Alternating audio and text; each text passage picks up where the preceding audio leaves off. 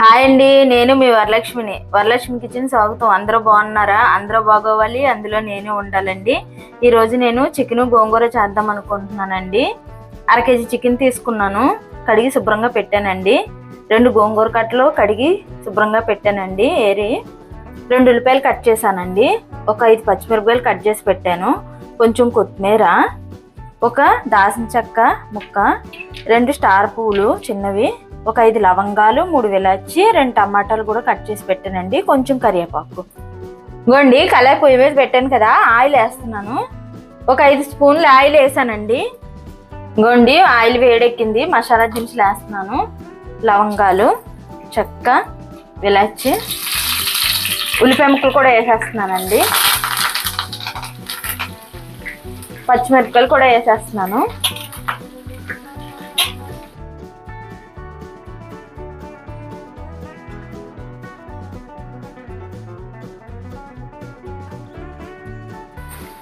ఇవ్వండి ఉల్లిపాయలు కొంచెం ఎర్రగా వేపుకోవాలండి. ఉల్లిపాయ ముక్కలు ఇలా కలుపుకుంటుంటే కొంచెం ఏగిపోతాయి తొందరగా. ఒక పక్క ఏగి ఒక పక్క ఎక్కడ ఉంటాయి, అందుకని కలుపుతూ ఉంటే ఏగిపోతాయి. ఇవ్వండి ఇలాగే ఏగే కదా ఉల్లిపాయ ముక్కలు. ఇప్పుడు అల్లం వేస్తానండి. నేను 1 స్పూన్ అల్లం పేస్ట్ వేసానండి. ఇది కొంచెం పచ్చివాసన పోయే వరకు వేపుకుందాం. ఇంకో అల్లం పేస్ట్ వేగిపోయింది కదండి. టమాటా ముక్కలు వేసేస్తున్నానండి నేను.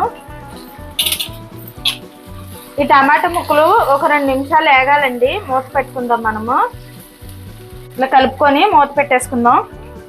ఇగోండి 2 నిమిషాలు అన్నాను కదా, అలా మగ్గింది కదా.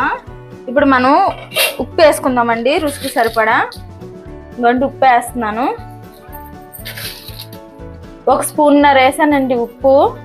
అంటే గోంగూర వేస్తాం కాబట్టి పులుపు ఉంటుంది. ఒక 1/2 స్పూను పసుపు కూడా వేస్తున్నానండి. ఇవన్నీ వేసుకున్నాం కదండి, కలుపుకుందాం. ఇంకోండి ఇలా మగ్గిపోయింది కదా టమాటా, సరిపోద్ది. ఇంకా గోంగూర వేసేస్తున్నాను. ఇంకోండి గోంగూర వేసేస్తున్నాను.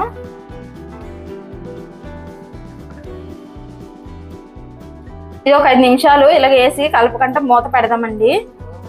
ఇంకోండి 5 నిమిషాలు అన్నాం కదా. ఇంకోండి 5 నిమిషాలు మూత పెట్టాం కదా. చూడండి ఎలా ఉడికిపోయింది గోంగూర.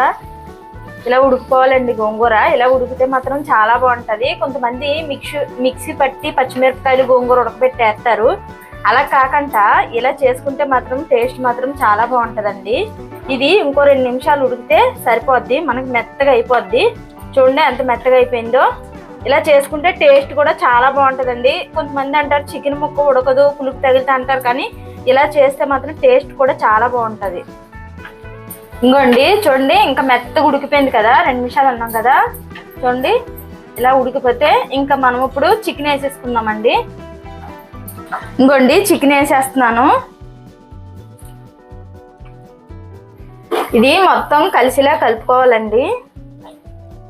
ఇలాగా మొత్తం ఈ గోంగూర చికెన్కి పట్టిలాగా మొత్తం కలిపేసుకొని ఇది మనము ఓ 10 నిమిషాల పాటు మూత పెట్టేవాళ్ళండి. ఈ చికెన్లో ఉన్న నీరు కూడా మొత్తం దిగిపోద్ది. అప్పుడు మనం కారం వేసుకుందాం. ఇంకోండి మొత్తం కలిపేసాం కదా. ఇప్పుడు నేను మూత పెట్టేస్తున్నాను. ఓ 10 నిమిషాలు పడుతుంది. ఇంకోండి 10 నిమిషాల తర్వాత చూద్దామన్నాను కదా. చూడండి నీరంతా ఎలా దిగిపోయిందో. ఇంకో ఇది ఇంకా కొంచెం ఉడకాలండి. ఇప్పుడు మనం కారం వేసుకుందాం. ఇంకోండి కారం వేస్తున్నాను. నేను 2 స్పూన్లు కారం వేసానండి. గోంగూర వల్ల కొంచెం పులుపుగా ఉంటుంది, మళ్ళీ ఘాటుగా ఉండదని 2 స్పూన్లు వేసానండి నేను కారం వేసాం కదండి. ఇది మొత్తం కలిసిలా కలుపుకుందాం. ఇలా కలుపుకోవాలండి మొత్తం ఈ కారం ముక్కలకు పట్టేలాగా. చూడండి ఇంకోండి ఇలా కలుపుకున్నాం కదా. ఇది మళ్ళీ ఒక 2 నిమిషాలు దీనికి కారం పట్టేలా మూత పెట్టుకుందాం. ఇంకోండి 2 నిమిషాలు అన్నాను కదా. అలాగే ఆయిల్ తేలింది కదండి పైకి.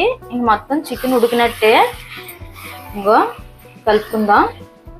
అయితే కొంచెం వాటర్ వేస్తున్నానండి. నేను 1 గ్లాస్ వాటర్ వేస్తున్నాను.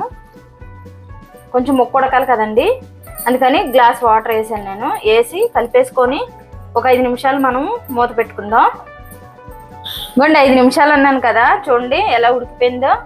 ఇంక ఉడికిపోయిందండి. కొత్తిమీర వేసేస్తున్నాను. కొత్తిమీర వేసి కలుపుకుందాం. ముక్క మాత్రం భలే ఉడికిపోయిందండి. ఇలా చేసుకుంటే మాత్రం టేస్ట్ మాత్రం చాలా బాగుంటది.